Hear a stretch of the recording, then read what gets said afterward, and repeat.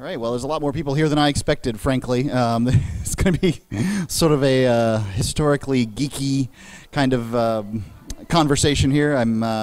I don't do your normal speech where I stand up here and tell you everything. If you want to participate, please wander up to the microphone. We'll talk about whatever aspect it is you want to talk about. There aren't anybody to do any introductions, so I'll just introduce myself. My name is Mark Edge. I host a nationally syndicated radio program. It's called Free Talk Live. We're on 120 stations around the country, and I got interested in Quakerism by doing the radio show. I think it was in 2005 we did a story on the FBI infiltrating Quaker groups, and we just kind of found this laughable. First off, what are Quakers? You know, like I had no idea who these people were besides the oats. And just a little explanation on the oats. It's usually the first thing people think of when they think of Quakers. Quaker oats were not created by Quakers, and the man on the oats is historically somewhat inaccurate. So Quakers do shave, generally, or did shave at the time, and mostly wore gray, not black. So, you know, there's that. But it kind of has that wholesome feel. Quakers were respected for their business practices, and that's why people will adopt the terminology to, you know, for their products. And we did a few more stories over as time went by, and all these Quakers would show back up, and just kept being kind of interested in these folks. And at some point, I guess I was going to the Unitarian Universalist Church in Keene, New Hampshire, and the new preacher came on board. It was MLK's birthday, and he and the new preacher decided to compare MLK to Barack Obama. They're both black, right? And so, you know, I wrote an email saying, you know, thanks, you can have my membership back, I'm out of here. And you know, you got to have something to do on Sunday morning, right? And I never been really big into the whole Christian aspect of it. It's been a long time since I was into that. And I decided I'd try out these Quakers. So I went online and searched for a Quaker group, and sure enough, there was one in Keene, New Hampshire, which was good for me. And I went there, and it happened to be at the YMCA in the nursery area, so not a very ostentatious place at all. A bunch of kids' drawings on the wall, and it's nice to look at. And we sat in silence, and some people talked. It was Easter, and some people talked about the relationship of Easter and new life and that kind of thing. It was, you know, just a really nice experience for me. I'm not here to proselytize for Quakers. If you guys have been to Quaker meetings, great. If you want to go to a Quaker meeting, go. You know, to me, one way or the other, it's you know, I'm not pushing for it.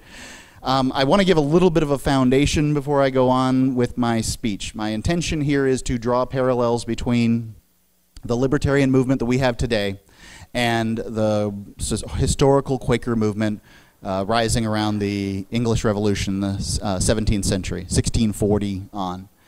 And I think there are a lot of parallels. I'm certainly not an expert in the area of the English Revolution. I know some things about Cromwell and the whole deal, but, you know, not an expert in that area. However, I'm probably somewhat unique in the liberty movement. There's going to be maybe dozens of Quakers, and how many of them, you know all the know the history of Quakers. So I've read some of the history there, and I think there's a lot of parallels, useful parallels to the liberty movement, and maybe we can learn something, and that's what always my thought process has been. And during the English Revolution, there was a lot of things going on socially. The powers that be, in 1611, 1614, the Bible was translated into English, and people began to read this thing and realize, holy crap, these people are lying to us. And when it was trickling down, obviously it takes decades, many people aren't terribly literate, but you know, the information's trickling down. At the time, the Anglican Church collected tithes. 10% of your money went to the church. It was a tax. The connection between the church and the government was extraordinarily strong. So church, state, won at this point. And you saw all kinds of changes in people's beliefs. Puritans and obviously the Pilgrims. And there were a lot of groups that the powers that be were threatened that if these people got any kind of foothold, it'd be social anarchy. That's their term, not mine. And the deep concern is that these groups and their thoughts would be pervasive. So I want to tell you, besides the Quakers sort of were the group that a lot of these splinter groups coalesced into. And I'm going to tell you about some of the splinter groups because I think they're pretty darned interesting. My favorite are the Diggers.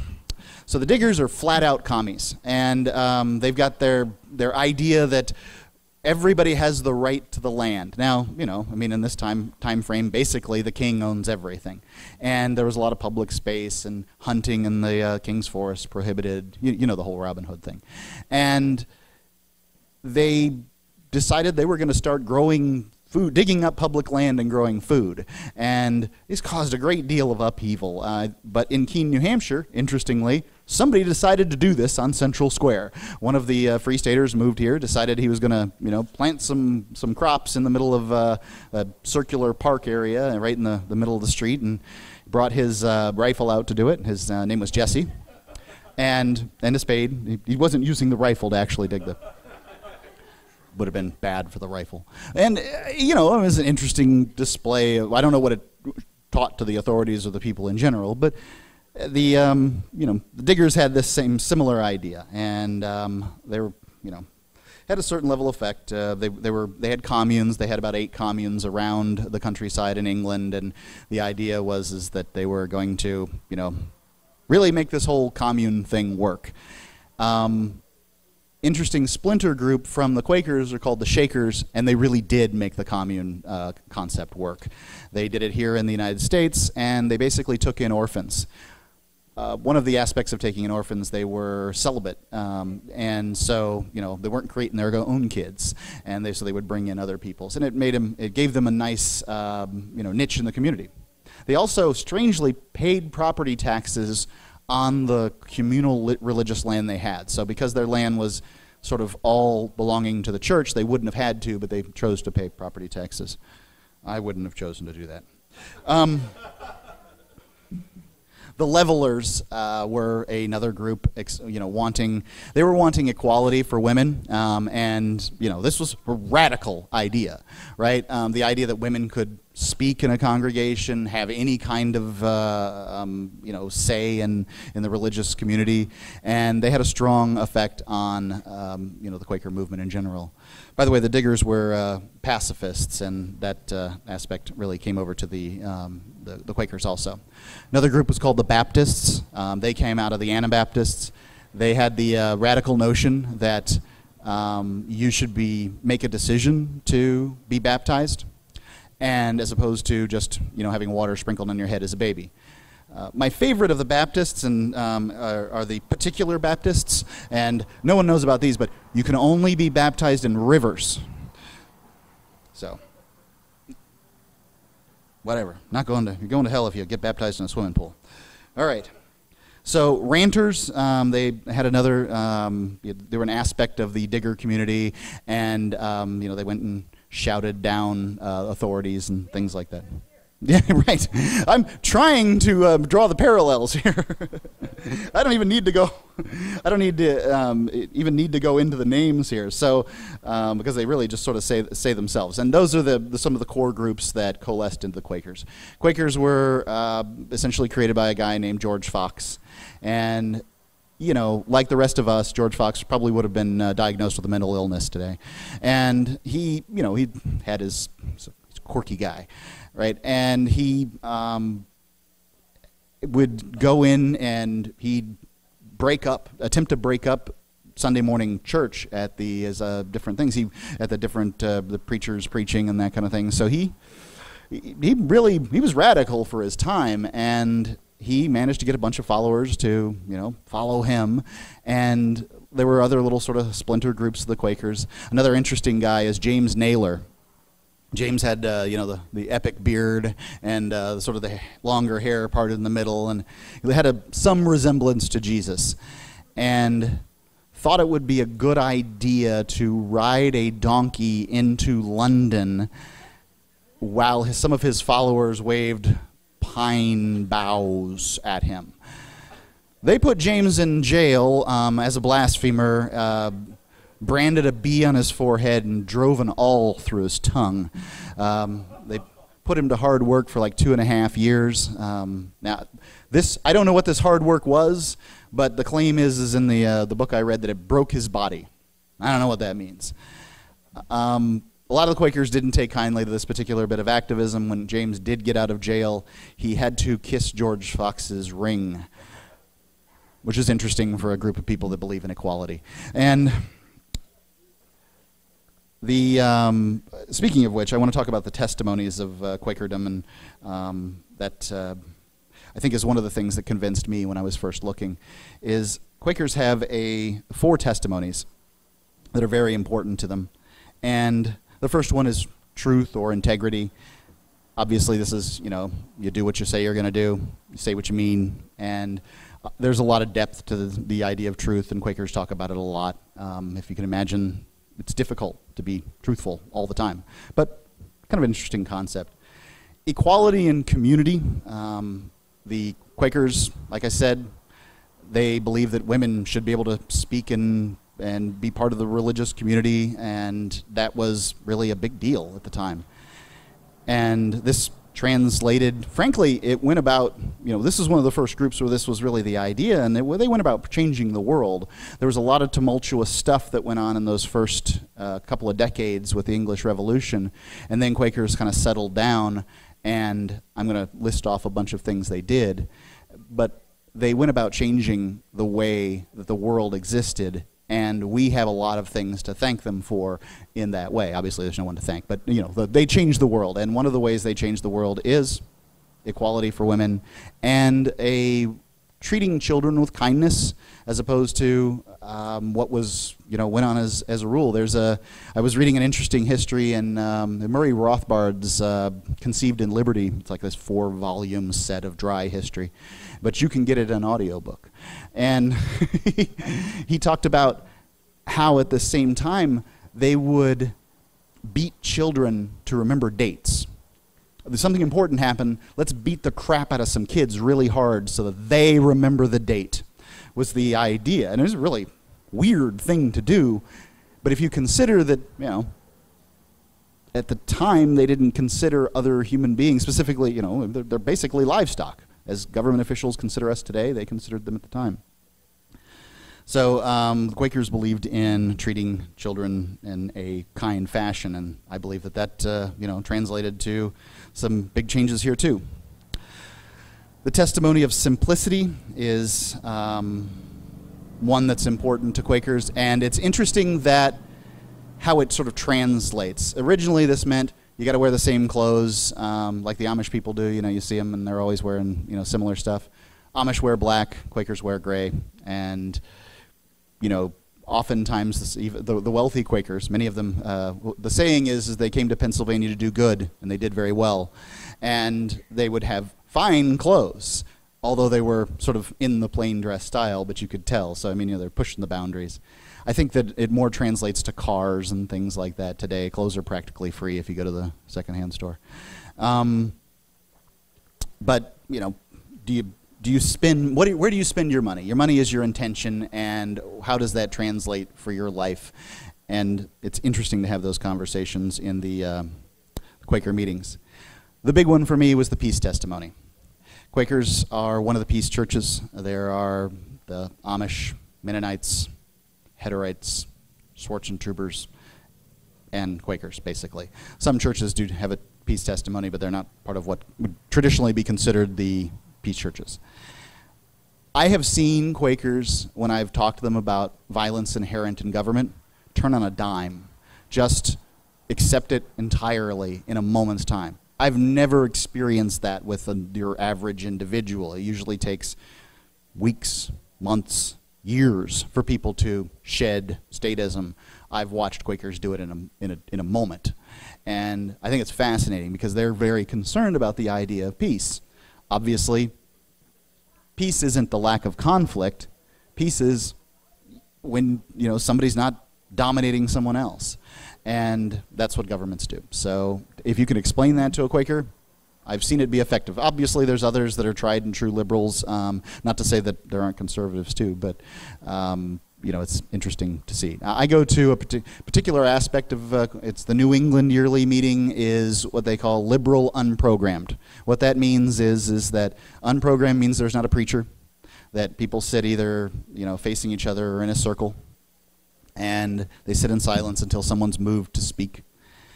Liberal means that they accept more different types of thoughts around God as opposed to a more traditional Christian aspect. The largest group of Quakers is the conservative programmed.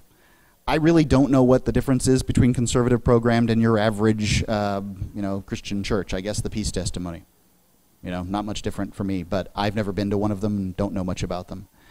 The conservative unprogrammed, there are very, very few of them. Dozens of Quakers still exist that are conservative unprogrammed. These would be the people that continue to dress in plain dress, continue to dress and speak in plain talk. Plain talk is saying the these and thous. I don't know if you folks are familiar with it, but Quakers use this terminology. And they, the reason is that 300 years ago, it was considered familiar, the aspect of the language to refer to somebody as thee. And now it seems very formal. That wasn't the way it was back then. One judge said, the only thing I need to know in order to know that a Quaker is hear them say thee. Because you wouldn't say thee to a judge at the time.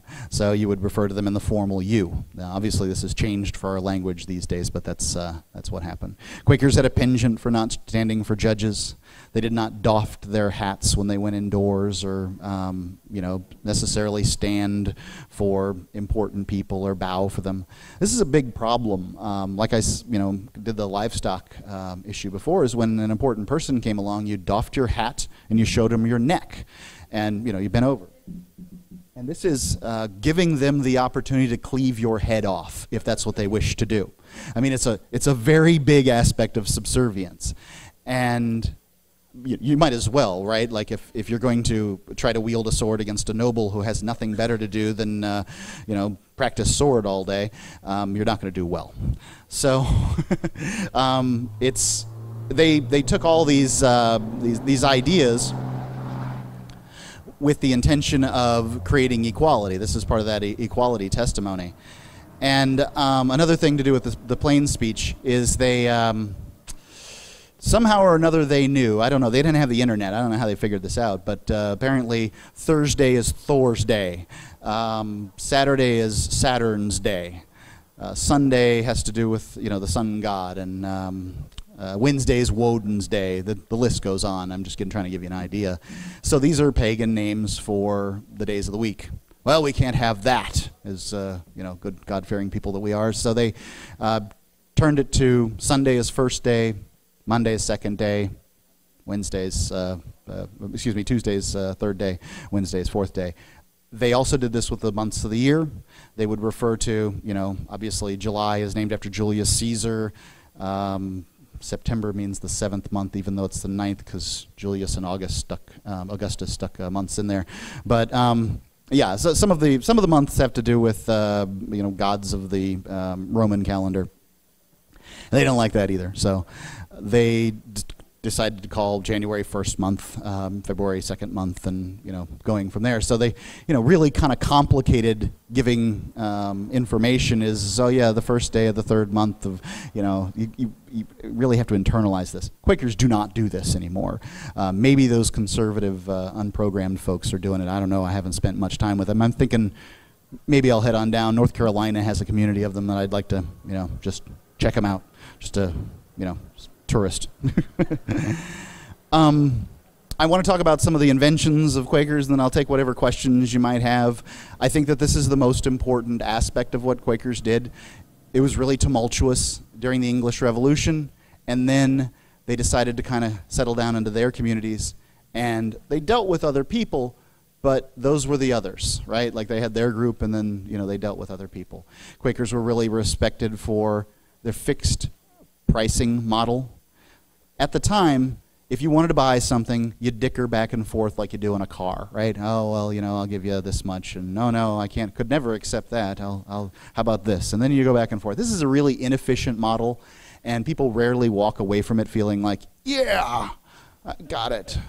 And you'd find that, you know, they just bought 3 tomatoes for twice as much, you know, and it doesn't create a great feeling. So the fixed pricing model, Quakers said, this is my price. I'm going to stick with it no matter what. And, you know, it's perhaps higher in some cases, perhaps lower in other cases, but people the market accepted the fixed pricing model. Another thing we have to thank Quakers for.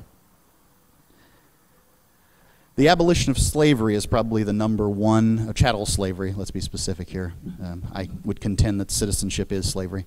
The abolition of chattel slavery was a huge aspect of you know, what Quakers were able to do.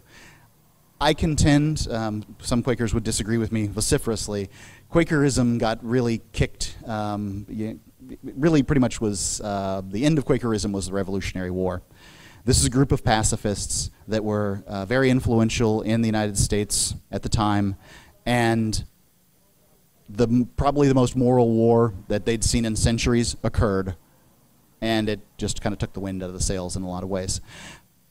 But their big contribution after the Civil War, or excuse me, after the Revolutionary War, was helping slaves escape from slavery and that kind of thing. So they had a big effect in that area. I don't know if it was Sojourner Truth or Harriet Tubman or which one it was, but she said essentially as advice to black people that, you know, obviously look for black people to hide with, but if you can't find black people, Quakers are almost as good. And this is, I mean, it's another value of the plain dress. Quakers were obvious, they'd stood out, and blacks could easily find them in their farms. And obviously they had these underground railroad stations. Most of the underground railroad stations were Quakers. And so, you know, big contribution. John Woolman is probably the third most famous Quaker. He gets the credit for, you know, coming up with the idea. He took a strong stand in New Jersey at the time where Quakers were very prolific. And he was working as a assistant to a haberdasher. I guess they made clothing. And he had to write up a receipt for a Negro woman. And he just said, I couldn't do it. Nope, can't do it. And so he didn't, and began his testimony. He traveled around and convinced other Quakers. This is a difficult thing to convince, right? Like, you know, give up your livestock, lose the value. His contention was not only should you free them, but you should give them money too. And, you know, it's a big thing to ask of somebody. It's a huge investment. So they were very successful, and Quakers got rid of, you know, the concept of slavery amongst themselves, and then started trying to convince other people. A couple of things that are sort of, you know, interesting aspects. Quakers really pushed the concept of soda pop. They were teetotalers, didn't like the idea of people drinking alcohol, all those bad decisions, and thought that instead people should drink soda pop. And at this time, consider, people drank beer for breakfast, right? Like, they get up in the morning, they had watery beer, and they drank it all day. They spent their day in the fields or whatever they were doing in a state of half-drunkenness all the time. And then by the evening, then there was full-on drunkenness. And drinking was really prolific at the time. So they suggested, no, don't drink that. Drink this soda pop instead. So they were pushing caffeine instead of alcohol. Also, they were big into the confectionaries in general. You know, you start with soda pop. What is that? Liquid candy anyway. So let's just move on to chocolates and other types of confections. And so Quakers were big in those areas. I wanted to touch on two other famous Quakers. Smedley Butler. I don't know if you guys are aware of him. Some of you are, some of you aren't. The author of War is a Racket. Probably, you know, one of the most important pacifists throughout time. He was a Quaker. Decided that the best thing for him to do was to join the military. Life, admittedly, was probably pretty boring on farms back in the late 1800s. And won 2 Medals of Honor and would have been a third had the situation not been that at the time only enlisted men could have Medals of Honor. So for a very short period of time in American history, only enlisted men could win the Medal of Honor. At that time, Smedley Butler was in a altercation as a lieutenant, and so therefore couldn't win, but the rest of his men did. Also William Penn. William Penn, Pennsylvania. He was a nobleman who was whose father, who was heired a war debt from the King of England, had his war debt paid by getting a chunk of land called Pennsylvania, and set up a basically Quaker colony there. That Quaker colony was part of what they called the Holy Experiment. The Holy Experiment was a half a decade of anarcho-capitalism that existed in the United States. They had, what served as a lawmaking body was a consensus group. If you can imagine trying to get this group here to agree on anything. You're right, they had no lawmaking. I mean, imagine how hobbled Washington, D.C. would be if you had to get, those 535 drunken sailors to agree on something. You might be able to agree on murder or rape or arson, but beyond that, you're gonna have some difficult times making that happen. So it's if you want to read more about that, Murray Rothbard's Conceived in Liberty has some fascinating stuff. William Penn does not look like a hero in that story. He actually hired a Puritan, Blackwell I believe was his name, to come in and sort of rein in the Quakers, and at some point or another he had some success. Statism has a powerful draw. So that's the holy experiment went down in flames. But we did see at that time that they weren't a homogenous people by any means. The Quakers sort of acted like they owned the greater Pennsylvania, but all kinds of different people of different religions existed in there. This is when the Mennonites came over, the Anabaptists from Germany. They were being persecuted over there, and they wanted to do their own thing, and so they came here. The Amish actually split off from the Mennonites. The Amish are the new Mennonites, and they decided that those Mennonites, they like technology too much. So they split off there. Anyway, interesting sort of apocryphal story. This may or may not have happened, but it's fun.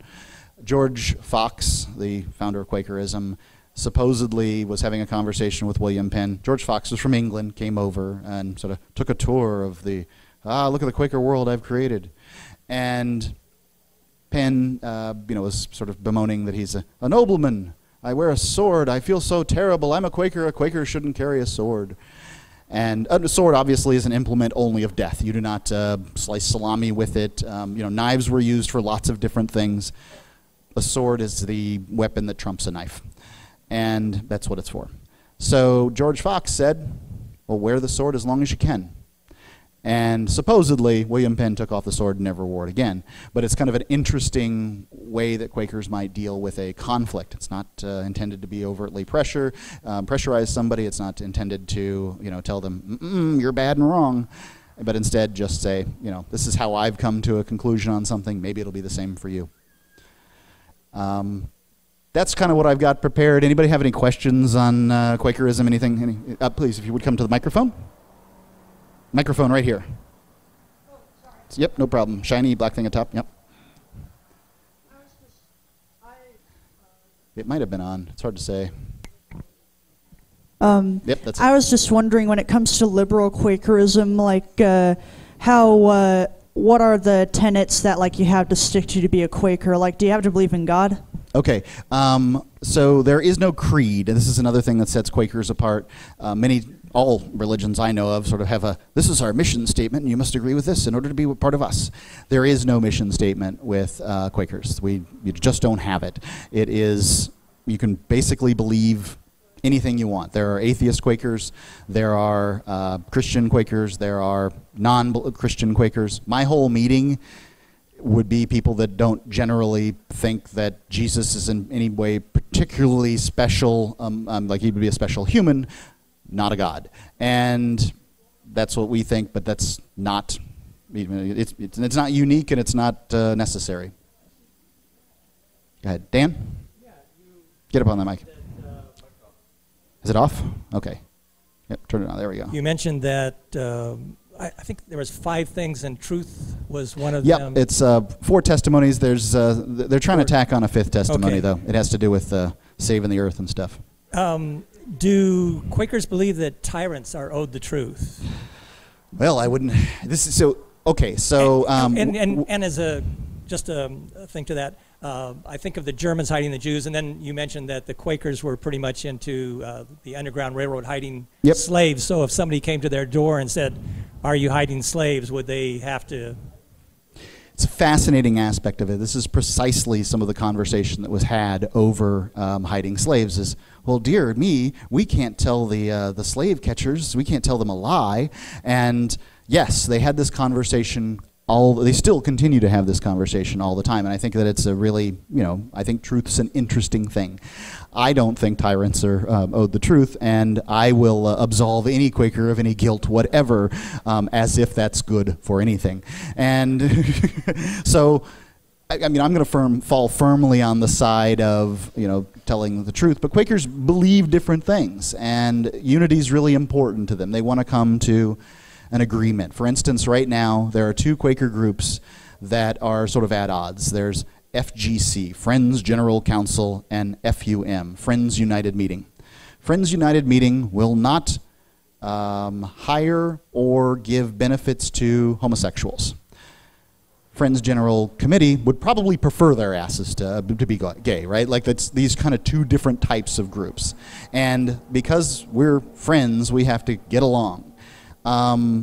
Many friends, like myself, have ceased giving money to New England Yearly Meeting because of the attempt to get these two groups together. I'm not giving any money that's going to go to Friends United Meeting's ability to, discriminate against, people that I would not discriminate against myself. However, lots of people are willing to do that in order to sort of achieve unity. So it's, these ongoing sort of disagreements. And as an aside, I don't know how it was here in the colonies, but especially in England where water was dangerous to drink, that's where beer really came into its yeah, sure. The reason that people would drink beer, or, in this case it was beer, but because, the water had to be treated essentially in order to make beer out of it, and in the treatment it made it more potable, and that's why they went on. Plus, they could be half drunk all day, so. And real men drank beer. Yeah, I think it's interesting to look at the history of Quakers in England, because back when George Fox got started, there was basically three classes of people in England. There was the royals and the nobles. Mm-hmm. There were the serfs who had to swear an oath of fealty to the nobles. And then there was a third class of people called the tradesmen who did not swear an oath of fealty. And the Quakers, by their own beliefs, did not swear oaths to anyone. This created a problem because it also made them tax-free. And the nobles didn't really like this, and so one of the reasons why there was an exodus from England to the New World was the fact that the nobles really did not like the idea that this group of people who would not bow down to them, would not show their necks, and would refuse to pay taxes. So, yeah, there's a long history of tax avoidance and tax protests amongst Quakers. Recently, within the last couple of decades, Quakers have been being thrown in jail and having property taken from them for the refusal to pay what they call war taxes. Most Quakers now would not consider the paying of taxes to be a problem because, there's no violence there. But obviously I've had conversations with the Quakers that I've met in this area, but they do have a problem with paying taxes to the federal government when the federal government is at war, which seems to be a near perpetual state these days. First point I wanted to bring up was about Shakers and how the end they are fun. The end of the Shakers was really a government change that no longer allowed them to adopt. Was really what killed off the Shakers in the end. There's sort of a bit of an argument about this. Is it the Industrial Revolution that allowed men to go and make better wages from the 1870s? I agree with your statement. But between the 1870s and the 1890s, something happened in the United States that's never happened. That has happened in few places around the world and has never happened here again. The wages, real wages, doubled. And that somebody could go to work someplace and make a living as a worker as opposed to owning land and growing food for themselves. That gave the ability of a lot of Shaker men to go out and hey, have a wife and a family, as opposed to living in this commune. And they kind of trickled off over time. But at the same time, the government was intending to take better care of the kids, the orphans, and that kind of thing. So they were setting up institutions. There's ongoing conversation of whether institutions are good for, the mentally ill, but they were setting up institutions for orphans also. And that was sort of the purpose of Shakers. That's how they were refreshing their new ones. I believe the last Shaker died 3 years ago. She, basically their property is worth so much that they have so much as far as endowments go, that these properties are kept in perpetuity. And she actually had people helping around there, so it was very interesting. Anyway. The other point I wanted to bring up was from what I remember of history, a lot of the schools, like a lot of the big colleges that everybody knows their name, like Harvard and Dartmouth, were established by Quakers originally with the idea of kind of public education in mind without any kind of government help. I think I read something about Harvard being a Quaker school like very, very, very early on, but I couldn't speak to it very much more than that. Okay. I have to refresh myself on a book. It was on a history of the United States and the Founding Fathers. It's fascinating how Quakers get so little credit, and they're so integral for the sort of the foundations of this country. And the last thing I had to bring up was haberdashery could mean two different things. Okay, really? I just guessed. States, I read haberdashery. This was in the United States. In the United States, or at least modern usage, it means a person that sells menswear. Yep. And the older usage and England or usage of it would be somebody who sells small knickknacks. So, do you think that in New Jersey, the history could have been written by an English person too? So that throws another wrench into the whole thing. Well, I don't know how modern usage. It means men's clothing. Yeah. So it just okay. An aside. Now we know haberdashery might not be men's clothing. Something I've learned about from Quakers but I would like to know more. Have you met any war tax resistors, and do you know how that operates, like what they're doing there? Yes, we have some war tax resistors in our meeting, and they do what many sort of agorist types have done here amongst the libertarian crowd, and my intention here has been draw parallels between the two groups, is that they'll just earn less. These two folks, they just make less. I don't know what I think about the value of that. I think that the value. I prefer the idea is to make as much money as you possibly can. If you're going to resist. But I understand why people choose to not feed in. And if you can live simply, live simply. These folks have like a composting toilet, and they've got the solar panels on the roof, and they drive biodiesel cars, and so they're putting some mindfulness into their activism. So you don't know anybody who's actually resisted taxes and done so legal or with any kind of legal success, right? Taxes are the extraction of wealth by thieves. You're not going to have much success with that, in my opinion. I mean, I've heard of people, claiming success in certain areas. I wish them all the luck in the world, and I hope that they have a continued success. And I haven't seen a system yet that I think that is, foolproof. Thanks. Hey, so what's your name? I'm Nathan. Nathan, great, thanks. All right. So I know that you said Quakers don't really have a creed or anything, but I was wondering if you could speak to how Quakers' beliefs seem to reflect in their ideas of equality. Mm-hmm. So I know with the Catholic Church, their understanding of an order of being sort of influences their idea of hierarchy. Okay. So they think that their hierarchy in the church reflects the hierarchy in heaven. So I don't know if you can speak to what is different in Quaker beliefs that it reflects differently in their organization. I don't know enough about the Catholics to be able to sort of compare and contrast, but I would say that their intention is to be they're always looking for the poor to help. So they do a lot of missions for people that are underprivileged. They're always looking for instance, they attempted to help to get the Jews out of Germany. They have missions since the 40s in Palestine, and those are big areas of concern as people that are for whatever reason being treated poorly. And it's always been that way with Quakers. It's a movement of the poor, the unwashed. Yep. Yep. All right, thanks. Okay. If you'd come right here. Hi. Sure. Yeah. Name? No, I would say Okay. Zen. Hi. Zen, hi. Yeah. I would say that that it's their belief in the inner light that would cause them to believe so much in equality. Okay. I don't disagree. I think that the inner light is a very I say that integral part. I would think that would answer his question. Okay. About what would make Quakers believe in equality. It would be the fact that they believe that the inner light is in everyone, so everyone is equal, and no one's closer to God than anyone else. Right. There's a little piece of God in every one of us is the concept here, and if I treat you badly, then I'm treating God badly. I think it's a great way to interact with people, is to behold the God within them, and true or not, it's certainly a fine way to act in life. Yeah.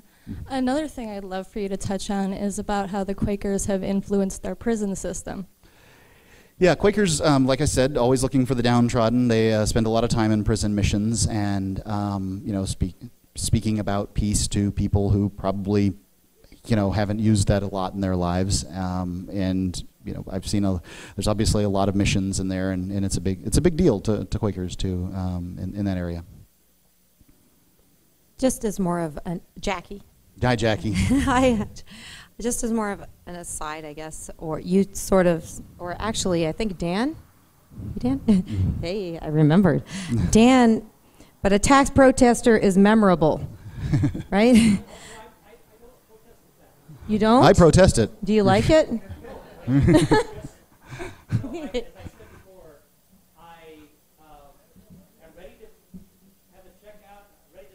Okay, then I'm not, so we differ there, but... Okay, well that's still protesting the legitimacy of their collecting it of you, is it not? Even if there was, would it be illegitimate? Even if there was? So you're still a protester? You don't protest taxation? Wait, let's start a workshop on this. You don't protest the theft? Dan, can I get this on audio here? We're recording this for posterity, so if we're going to have a little debate, let's have it. Yeah, Dan, let's go. I don't like tax as much. Right. When the Internal Revenue writes me, and if in their form letter that says something about protesting taxes, I tell them I don't protest the tax. Are you lying to them? No. Based on the Quaker okaying of lies? No, I'm to not. Tyrants? I'm not a Quaker. Okay, well then that's still different. I'm not a Quaker. I don't protest the tax. Why not? Because it's not slavery, and you don't protest it? No, it doesn't. The tax doesn't apply to me or to you or to anybody here. No. You don't oppose it? No. If you have volunteered to pay the tax. I don't volunteer to pay the tax. I volunteered not to go to the Huskow. Well, no. If you fill out a W-4 form and fill out tax forms, I don't fill that out, but okay. But if anybody who does, okay, they are swearing under oath that they are a taxpayer. I don't fill out those forms. I haven't done since 2000. I don't either, but I didn't really mean to. It just didn't come my way. But I'm open and notorious about it. I don't hide it. You don't protest it. No, because it doesn't affect me. You don't protest some injustice that affects another man, your fellow man. I protest the injustice. If somebody called me a millionaire, I wouldn't protest that. I don't care. I'm not a millionaire. Oh well, if you're not black, you don't protest slavery. You're not a woman. You don't protest. Well, what? No, you can protest something. Oppose. How about if you use oppose? You could oppose something that affects you oppose people. Taxation. Injustice. Do you oppose taxation? Yes, because taxation is theft. That's all I wanted. That's all I wanted. Okay, hands here. Wait, here's my neck. You don't have a sword, do you? Morals versus principles. It was an aside, but it wasn't that aside. We'll keep this argument going on in libertarian circles for decades. What's practical? What's moral? Go ahead, Jackie. It was just a simple. This one will be way shorter. Okay. I actually, my first encounter with Quakerism or anything like it was I was having a huge research project on lying and lies, people lying to me, lying around, everything. I thought, well, let's just research lying in general and just what are the different philosophical arguments for and against, etc. And as it turned out, I found out, and I didn't know anything else about the Quakers other than that bearded guy in the oatmeal that's a total fraud. No beard. Other than him, the only thing that I found out about Quakers was that pretty much that they said that lying was okay in two cases, and those two cases were, one, we touched a little bit to save a life. No officer, there were no Jews in this house. No officer, there were no Mexicans in my basement, etc. I'm from Arizona, so we have the Mexicans instead of the Jews. Are they in your basement? we don't have basements in Arizona, so unfortunately there's no place. All right. But anyway. Well, then I guess you're not lying there. Yeah, just change the people they're going after. But, I gotcha. But so then you can lie. They basically, as far as I understood, you can basically tell them, well, no, lie to them, and there really is someone in there. And then the other case was to prevent embarrassment, and you talked about the consensus, and they wanted everyone to get along. So if someone's going to get overly embarrassed over a stupid lie that really means nothing, like Joe, pissed on that thing over there when he was drunk, and who cares about it anyway? I'd like to confess about what I did last night.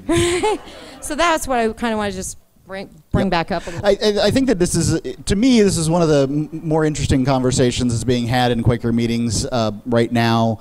For me, is the conversation about truth and where does it lie? Should I wander around telling everybody what I'm thinking? They really don't want to know. They don't need to know that. They don't care. So anyway, please, if you would. Quakers, one of their big tenets is about peace, right? What do they feel about the self-defense and responding with force when force is initiated? Right. So this is another conversation that goes on within Quaker circles a great deal, right? And they've moved from intending to have, sort of pacifism to now it's there's Quakers tend to be very hippie, at least the ones I know. So what is pacifism? What's it mean? Does it mean that I'm not going to react if something's happening? Is that God's will? So if there's a man with an axe running at me and I can just shut a door and have him not bother me and my family, is that an initiation of force? Is that a reaction? Is that pacifistic thing to do? Or should I just stand here and let him cleave my skull so that he can feel the consequences of his actions? These are some questions that I've seen posed, and I feel like it's interesting to watch different Quakers kind of work their way around this. I like the idea that they're having conversations around the idea of peace.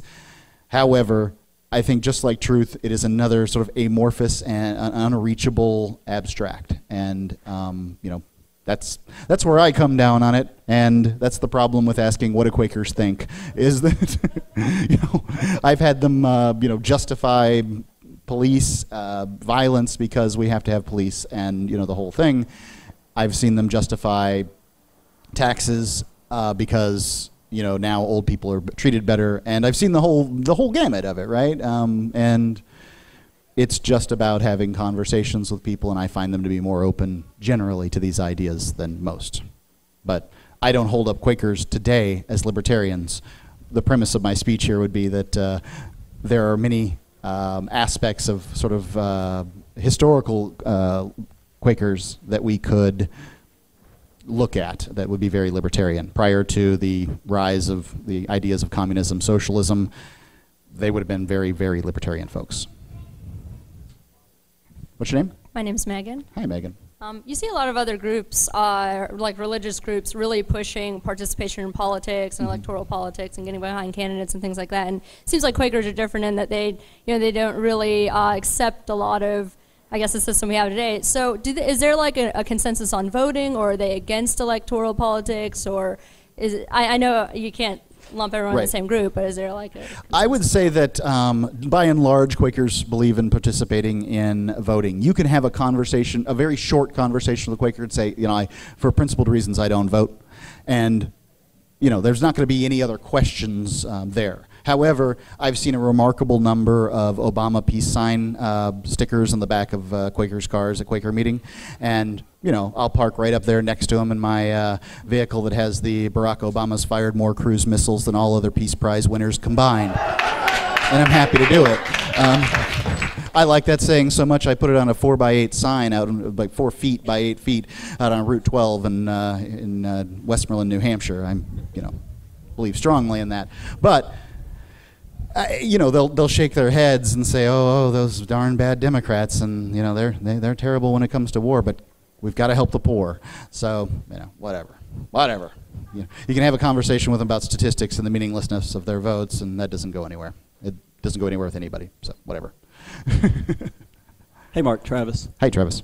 Quick question, one that no one here probably will care about other than me, but you mentioned North Carolina earlier. Yeah. I was just curious, was it Guilford County? Is that where you're talking about? It That's sounds where I live, right. is North Carolina. It sounds right. There's, like I said, dozens of plain dressing, conservative, unprogrammed Quakers that, and I think it is Guilford County. It's somewhere, somewhere in North Carolina. I'd have to Greensboro look. area, I think. I've been up there, but I live in Charlotte. But anyway. Yep.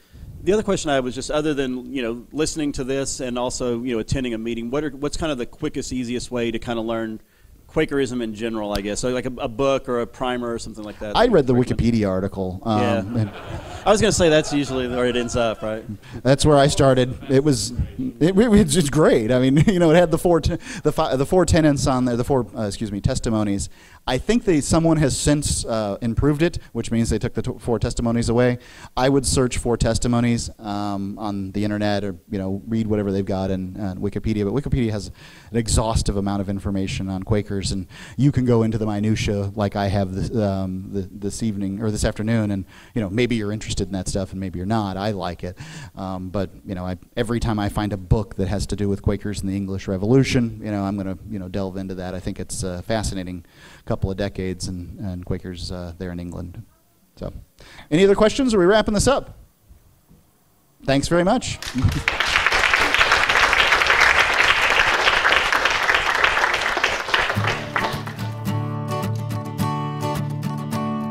Sons, as I write you this letter, of days past and days yet to come, and the message of freedom. Message of freedom. I stand at the edge of the pages of history and lessons unlearned. It feels like these pages are remaining unturned, but boys, it's no mystery.